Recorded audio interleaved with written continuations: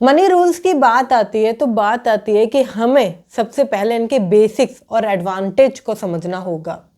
Basics आपको पता है कभी भी स्कूल एंड कॉलेज में नहीं पढ़ाए गए, कभी भी किसी ने बात नहीं करी इस बारे में कि हमें बेसिक्स पे काम करना चाहिए, हमें पैसे के नियम को समझना चाहिए, किसी ने बात नहीं करी। अगर मैं सैलरी की आपकी बात करूं, आप सैलरी अर्न तो कर रहे हैं मगर वो खर्च हो जा रही है। आप सैलरी किसके लिए कमा रहे हैं? आप कमा रहे हैं रेंट देने के लिए, घर का किराया जाएगा, या आप इंस्टॉलमेंट देने के लिए कि होम लोन की इंस्टॉलमेंट जाएगी, बच्चों की पढ़ाई के लिए, घर की ग्रोसरी के लिए, और भी बहुत छोटे छोटे खर्चे हैं जहां पर आपका पैसा जा रहा है। कभी आपने सोचा है कि आपने अपने लिए कुछ बचाया है? कभी भी आपने अपने लिए कुछ नहीं बचाया। मैं आपको बताऊं, एक छोटी सी स्टोरी से आप समझेंगे अच्छे से, और ध्यान से सुनिएगा। एक पर्सन होता है जिसका नाम है रामू। वो कभी भी अपने लिए कुछ नहीं बचाता। वो जिंदगी में जितना भी पैसा कमाता है वो अपने सारे खर्चों को पूरा करने में लगा देता है। जब लास्ट में उसे लगता है कि अब मैं क्या करूं, क्योंकि सबसे पहले उसकी जॉब चली जाती है, घर चला जाता है, इंस्टॉलमेंट पे होता है, तो वो गिरवी ही होता है, पूरी तरीके से वो ख़त्म हो जाता है और वो रोड पर आ जाता है, क्योंकि उसने कभी भी अपने लिए कुछ नहीं बचाया था। अब आप भी चाहते हो कि ऐसी बुरी कंडीशन कभी ना आए, तो अपने लिए सबसे पहले चाहे कुछ भी अमाउंट हो, वो अपने लिए पे योर सेल्फ फर्स्ट, इसका रूल याद रखें। मतलब कि आपकी सैलरी में से खुद को पैसे दें। एक छोटा सा एग्जांपल और समझाती हूँ। कई बार क्या होता है, आपने बिजनेसमैन को देखा है, बिजनेसमैन कैसे काम करते हैं, वो उसी बिजनेस में रहते हैं बट अपने नाम पे वो सैलरी लेते हैं। पूरा बिजनेस उनका है, फिर भी वो अपने नाम पर थोड़ी सैलरी जरूर लेते हैं। अब ये तो एक बड़े सेगमेंट में बात चली गई। आप छोटे सिनेरियो में कैसे करेंगे? अपने आप को कुछ ना कुछ एक छोटा सा पे जरूर करें, चाहे वो आपके नज़र में 15% हो सकता है, 20% हो सकता है, 5% भी हो सकता है, वो आपके ऊपर है, मगर अपने आप को ज़रूरी है कि आप अपने लिए कुछ पे करें, जिससे कि आपके पास जब बहुत ख़राब समय चल रहा हो तो आपके लिए वो राशि हो या आपको खुशी मिले। देखिए, जब आप रेंट देते हैं तो ओनर को खुशी मिलती है, जब आप वाइफ को खर्चे देते हैं तो वाइफ को खुशी मिलती है। आप देखेंगे बच्चों को अगर आप खर्चे देते हैं या पॉकेट मनी जिसे कहते हैं, तो उन्हें भी खुशी मिलती है। आप घर में सारा सामान लेकर आते हैं तो सभी को खुशी मिलती है। आपकी खुशी कहाँ है? आप अपने लिए कभी कुछ नहीं कर पाते हैं। आप बहुत ज़्यादा परेशानियों में रहते हैं। बहुत बार मैंने देखा है, अपने फादर को मैंने देखा है, वो सभी के खर्चे पूरे करते थे मगर उनके लिए उनके पास कभी भी अच्छे जूते, अच्छे कपड़े या अच्छा मोबाइल भी नहीं होता था, क्योंकि वो कभी अपने लिए पैसा निकालते ही नहीं थे या खुद को पे करते ही नहीं थे। तो वो अपने लिए खर्चे कहाँ से करते? उन्हें लगता था कि मैं सबके लिए कमा रहा हूँ। और लाइन भी ऐसे ही मिडिल क्लास लोग यूज़ करते हैं कि मैं कमा किसके लिए रहा हूँ। देखिए, लाइन अच्छी लगती है बोलने में, आप सभी के लिए कमा रहे हैं, कोई दिक्कत नहीं है, मगर अपने लिए भी तो सोचिए। आपके लिए कौन सोचेगा? आपके लिए कौन सोचेगा? आपकी भी कुछ ज़रूरतें हैं, आपकी भी कुछ ख्वाहिशें हैं, आपकी भी कुछ इच्छाएं हैं। अब ये पूरी कब होंगी? ये जब भी पूरी होंगी जब आप अपने लिए कुछ पे करेंगे। इसलिए ये पैसे का पहला नियम है कि अपने लिए कुछ ना कुछ पे ज़रूर करें। जब आप पे करते हैं ना तो आपको अच्छा लगता है कि आज मैंने अपने लिए 10% निकाला, 5% निकाला, अब मेरे पास इतने रुपए हो गए, मैं इसका ये चीज़ लेकर आऊँगा। वो आपको खुद सेल्फ स्टेप उठाना पड़ेगा, क्योंकि काम आप कर रहे हो ना अपने घर में, इसलिए। फिर आता है सेकंड, इसमें आता है कि आपको ध्यान रखना है और साथ ही साथ पढ़ना भी है इन्वेस्टमेंट के बारे में। पैसे का बहुत अहमपूर्ण नियम है। जितने भी लोग हैं वो इन्वेस्टमेंट के बारे में पढ़ते हैं, सीखते हैं उसके बारे में कि इन्वेस्टमेंट करते कैसे हैं, कहाँ कहाँ करनी सही होगी, कहाँ कहाँ पैसे हमें लगाने चाहिए, क्या हम पैसे को वेस्ट तो नहीं कर रहे, हमें मल्टीपल इन्वेस्टमेंट करनी चाहिए, तो वो सीखते हैं। आप जब भी इन्वेस्टमेंट करने जा रहे हैं तो सीखिए, क्योंकि अगर आपको पता नहीं होगा तो इन्वेस्टमेंट खराब हो जाएगी। एक छोटा सा एग्जांपल देती हूँ। अभी कुछ समय पहले की बात है जब मुझे गोल्ड के बारे में पता नहीं था। लगभग 1 से 2 साल पहले की बात है ये। ठीक है, मुझे गोल्ड के बारे में पता नहीं था कि गोल्ड लेते हुए हमारे पैसों का नुकसान होता है। जो हम फिजिकल गोल्ड लेते हैं, लाइक हम कोई भी ज्वेलरी बनवाने जाते हैं, जब मैंने उसके बारे में पढ़ा तो मुझे पता चला जीएसटी लगती है, मेकिंग चार्जेस लगते हैं, जब आप सोने को सेल करने जाते हैं तो कुछ परसेंटेज वहाँ पर कट जाता है, और भी बहुत सारी चीज़ें इसमें होती हैं। मैंने देखा कि फिजिकल गोल्ड से बेटर तो डिजिटल गोल्ड है। ये गोल्ड बॉन्ड से बहुत सारे आते हैं, ये आप ईटीएफ में जाकर अपने पैसे का इन्वेस्ट कर सकते हैं, या आप अगर सेविंग अगर थोड़ा सोचते हैं कि इन्वेस्टमेंट के तौर पर बड़ा सोचते हैं तो बहुत बेहतर है। बड़े से मतलब आता है कि आप रियल इस्टेट के बारे में सोच सकते हैं। रियल इस्टेट में भी एक रीट्स करके एक संस्था होती है, उसमें आप 500, 1000 रुपये, 1500 करके भी रियल इस्टेट में इन्वेस्टमेंट शुरू कर सकते हैं। आप जब इन्वेस्टमेंट के सिनेरियो देखेंगे ना, तो बहुत सारे इन्वेस्टमेंट के सिनेरियो हैं। बस आपको ध्यान रखना है कि गलत इन्वेस्टमेंट ना हो, और गलत हो गई है तो सही किस तरीके से हो सकती है। कुछ लोग इन्वेस्टमेंट के नाम पर एफडी को समझते हैं, आरडी को समझते हैं। बैंक जाओगे तो बैंक की नज़र में एफडी आरडी से बड़ा कुछ भी नहीं है। वहाँ पर आपको लगता है कि बहुत बढ़िया है, वहाँ पर पैसा आप लॉक कर सकते हो, जो कि आपके इस्तेमाल का ना हो अभी, आप उसे लॉक कर सकते हो। बट आप सोचो कि वो इन्वेस्टमेंट आपको रिटर्न दे रही है, तो ऐसा नहीं है, क्योंकि 10% से ज़्यादा तो इन्फ्लेशन ही है। वहाँ पर आपको 6-7% मिलता है। 7% भी आज 2 साल की एफडी में जहाँ तक है कि अभी चल रहा है कि 2 साल की अगर आप करवाते हो तो 7.25 आई थिंक। तो आप ये सोचिए कि 2 साल और 7%, और इन्फ्लेशन वो कहाँ है। सरकारी इन्फ्लेमेशन पे मत जाओ, जो आपको बताते हैं कि 6% चल रहा है, 5% चल रहा है। अगर आप सारी चीज़ों पे औसत लगाओगे तो आपका 5 से 6% ही आएगा। मगर उस सारी चीज़ों में, मतलब कि 100 चीज़ों पे जो औसत लगाया गया है, क्या वह 100 चीज़ें आपके काम की है? तो आपको पता चलेगा कि 80% चीज़ें मेरे काम की नहीं है, 10 से 20% चीज़ें ही मेरी डेली मर्रा में यूज़ आती है, वो मेरे काम की हैं। तो जब भी आप इन्वेस्टमेंट करें तो इन सारे सिनेरियो को ध्यान रखते करें, और इन्वेस्टमेंट ज़रूर करें। मिडिल क्लास कभी भी इन्वेस्टमेंट नहीं करता, उसे इन्वेस्टमेंट करने से डर लगता है। उसे लगता है ऐसा ना हो कि मेरा पैसा खराब हो जाए, या जब मेरी उम्र बूढ़ी हो जाए तो मैं उसका इस्तेमाल ना कर पाऊँ। या लोग कहते हैं कि 10 साल 20 साल किसने देखे हैं। आई नो किसी ने देखे नहीं है, मगर आप कल को प्लान तो कर सकते हैं। अगर आज आप इन्वेस्टमेंट नहीं करते तो क्या करेंगे? या तो उस पैसे को एफडी आरडी में लगाकर आग लगा देंगे, घर में रखेंगे। गोल्ड में ऑलरेडी पैसा घटता है तो क्या करेंगे? रियल एस्टेट में भी कर नहीं पा रहे। आपको इन्वेस्टमेंट के और भी सोर्सेज देखने हैं। अगर आपको आरडी में ही पैसे डालने हैं और 1000 रुपये डालने हैं तो आप एसआईपी की तरफ जा सकते हैं। एसआईपी में क्या होता है, आप 1000 रुपये से ही शुरुआत कर सकते हैं, बट वो रिटर्न अच्छा देती है। अगर आप अच्छी कंपनी या अच्छा सब कुछ चूज़ करते हैं तो आपको रिटर्न बेहतर मिल जाता है।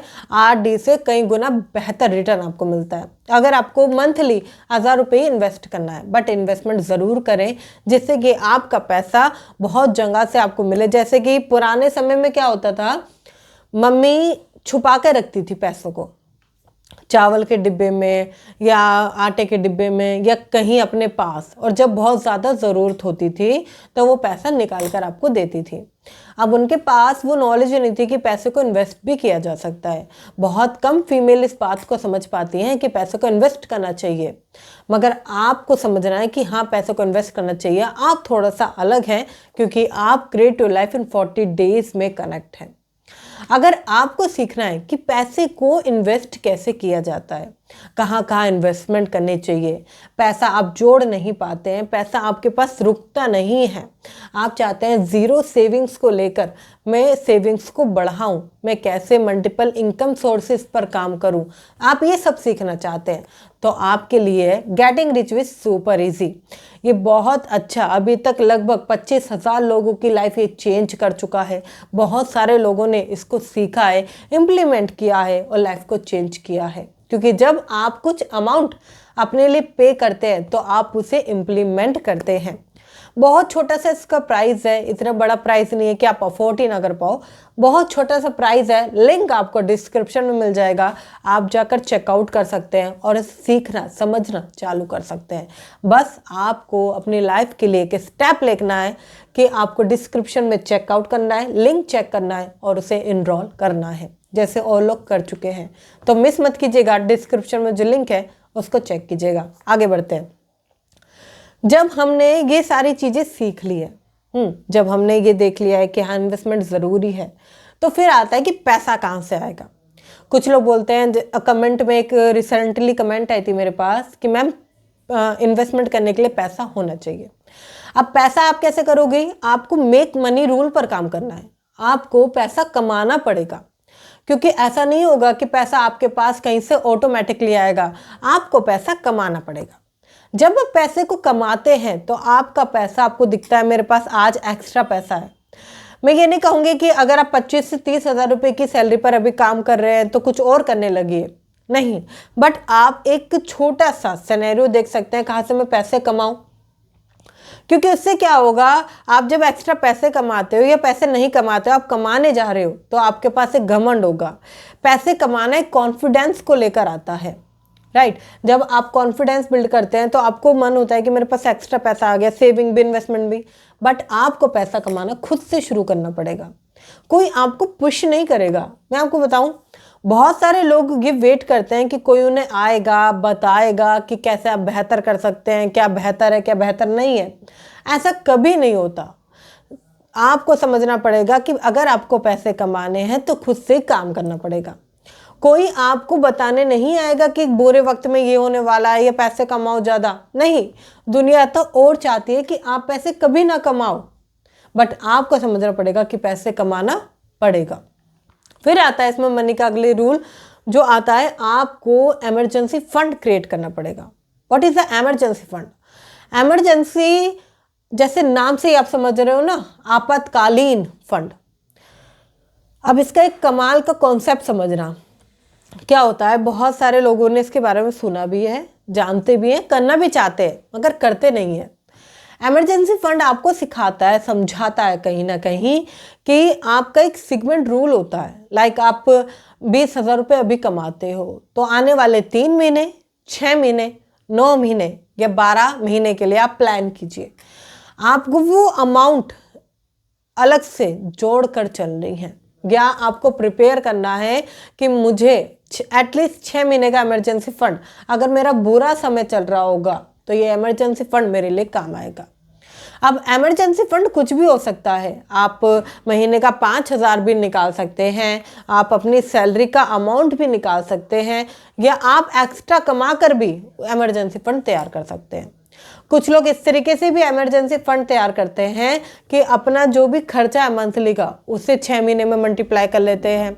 सपोज आपका खर्चा अभी 10,000 रुपये, तो मल्टीप्लाई बाय 6, 60,000 रुपये हो जाता है। कुछ लोग इस तरीके से भी करते हैं, लाइक उनका जो अभी सैलरी है, हाँ सैलरी है 12,000, 15,000 सैलरी है, 25,000 सैलरी है, तो उस सैलरी को ही वो 6 महीने के लिए प्लान करते हैं। बट ये वाला थोड़ा सा टफ हो जाता है क्योंकि बाकी खर्चे भी देने हैं ना। तो आप 2 से 3 या 5,000 रुपये एटलीस्ट प्लान करें और 6 महीने साल भर के लिए प्लान करें। थोड़ा बहुत आपके पास इमरजेंसी फंड रहेगा। जैसे जैसे आप करते हैं फिर उसको सैलरी तक लेकर जाएं, खर्चों तक लेकर जाएं, बढ़ाते चले जाएं, मतलब कि क्योंकि फिर वो आपकी ग्रोथ को दिखाता है। और ग्रोथ कैसे होगी? जब आप मल्टीपल तरीके से उसको करेंगे। फिर इसमें अगला सिनेरियो आता है कि आपको पैसे को ऑर्गेनाइज्ड करना होगा।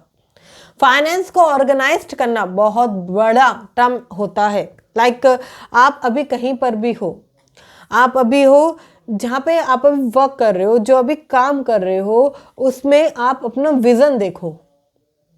आपको देखना है कि इससे मेरा फाइनेंस कितना बढ़ सकता है। कुछ लोग क्या करते हैं, एक काम के साथ मल्टीपल काम पकड़ने की कोशिश करते हैं। कई बार ऐसा भी होता है कि जो आप काम कर रहे हो ना, अगर आप उसे बेहतर तरीके से करो तो वो आपकी सैलरी परमानेंट रहेगी, ठीक है, वो तो परमानेंट हो गई, और काम बेहतर करोगे तो वो बढ़ेगी भी।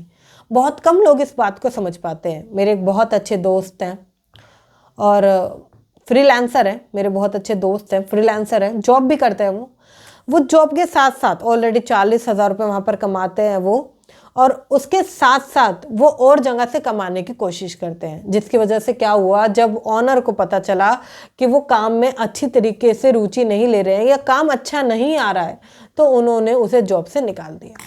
अब फ्रीलांसिंग का काम तो जानते हैं कभी कभी आता है, राइट। तो वो 5 से 6,000 रुपये पर अब सर्वाइव करने पे मुश्किल हो गई है उनके लिए। वो बहुत ज़्यादा परेशान चल रहे हैं। मेरी उनसे बात हुई, उन्होंने मुझसे कहा कि मेरे साथ ऐसा क्यों हुआ। तो मेरा मानना ये था कि आप जिस भी काम को कर रहे हो आप उसको बेहतर करो। पहले आप 40 कमा रहे थे, उसे 50-55 तक लेकर जाओ। ऐसे मेरे बहुत सारे फ्रेंड्स हैं जो बहुत अच्छी अच्छी कंपनियों में काम कर रहे हैं, उसको बढ़ाते हैं वो सैलरी को, क्योंकि वो समझते हैं कि जहाँ वो काम कर रहे हैं वो फिक्स आता है, उसे कैसे बढ़ाया जा सकता है। और अगर आपको लगता है कि नहीं मुझे उसमें नहीं बढ़ाना सैलरी में, या मेरी सैलरी नहीं मुझे बढ़वानी है, तो आप फिर अदर काम की तरफ जा सकते हो। इसमें दोनों ही माइंडसेट काम करते हैं। अब आपके ऊपर है कि आप किस में बेहतर काम करते हो।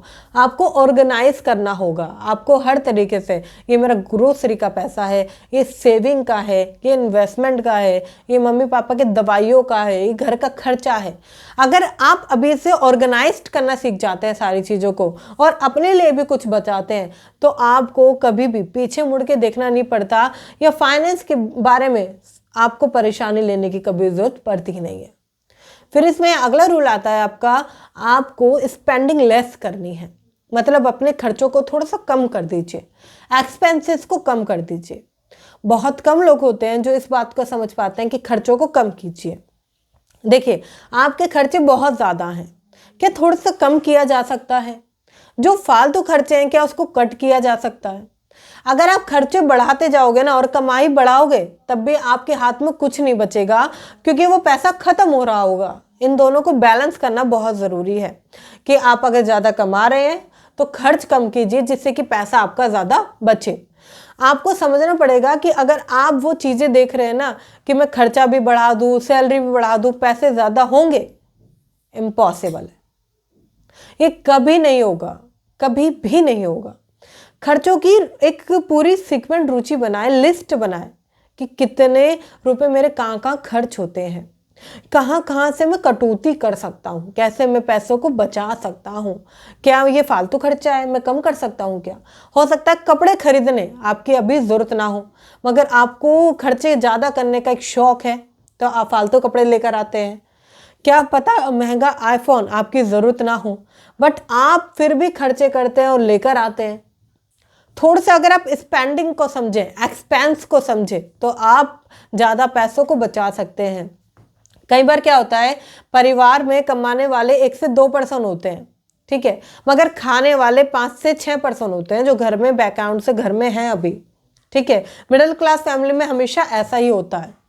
अब आप इसमें एक चीज़ समझ सकते हैं कि जो आप देखा जाए, क्या खर्चों को कम किया जा सकता है, कुछ खर्चों को जो ज़रूरत के ना हो सकता है कि आप छोटे छोटे खर्चों पर कटौती कर लें तो पैसा बच जाए। कई बार ऐसा होता है जो घर पे रहते हैं या जो कमा नहीं रहे हैं, उन्हें लगता है कि दूसरों का पैसा खर्च करवा देते हैं। उन्हें लगता है कि पैसा तो आ ही रहा है, क्यों ना इस पैसे को खर्च कर दिया जाए। उनके माइंड की ऐसी सेगमेंट काम करता है कि क्यों ना इस पैसे को खर्च कर दिया जाए। अगर आप ये सोचो कि वो पैसा भी आपका ही पैसा है, उसे आप बचाएं और पैसे को दुगनी तरीके से बचाएं, खर्चे को कम करें, तो आप वह परिवार बन जाते हैं जिसके पास बुरे समय के लिए एक्स्ट्रा मनी होती है, और वो भी बिना कुछ करे। हो सकता है कि आपको कमाने की ज़रूरत ना पड़े, अगर आप इस थोड़े से माइंडसेट को चेंज कर दें कि क्यों ना हम पैसे बचाने पर काम करें। जब वो बुरा वक्त आएगा तो आप भी 5-6 हज़ार रुपये की हेल्प कर सकते हैं। मैं छोटी अमाउंट बोल रही हूँ, मगर ये अमाउंट बहुत बड़ी होती है। मेरी दादी ने मुझे बताया था कि उन्होंने इसी अमाउंट को जोड़ जोड़ के, पैसा बचा बचा के मेरे पापा को बुरे समय में, उस आज से 10-12 साल पहले 60 से 70 हज़ार रुपये दिए थे। अभी सोचो वो अमाउंट उस टाइम पर और इतनी बुरी कंडीशन में कितनी बड़ी हो सकती थी उनके लिए, बड़ी थी भी।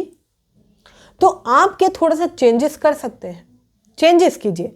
लाइफ में अगर आपको आगे जाना है तो अपनी फाइनेंस के बारे में अपनी फैमिली को बताकर चलिए। छुपाने से क्या होगा, आपके वो साथी हैं, आपको हेल्प करेंगे वो लोग। बैठाइए, उन्हें बताइए कि मेरे घर में ऐसे ऐसे कंडीशन चल रही है, मैं ऐसे ऐसे प्लान कर रहा हूँ, विज़न देख रहा हूँ, गोल बनाया हुआ है मैंने, क्यों ना इसे बैठ कर करें, क्यों ना साथ मिलकर करें। तो ऐसा हो ही नहीं सकता कि वो आपको हेल्प नहीं करेंगे। और जब साथ मिल जाएंगे सभी लोग तो आप हर बाजी को जीतेंगे।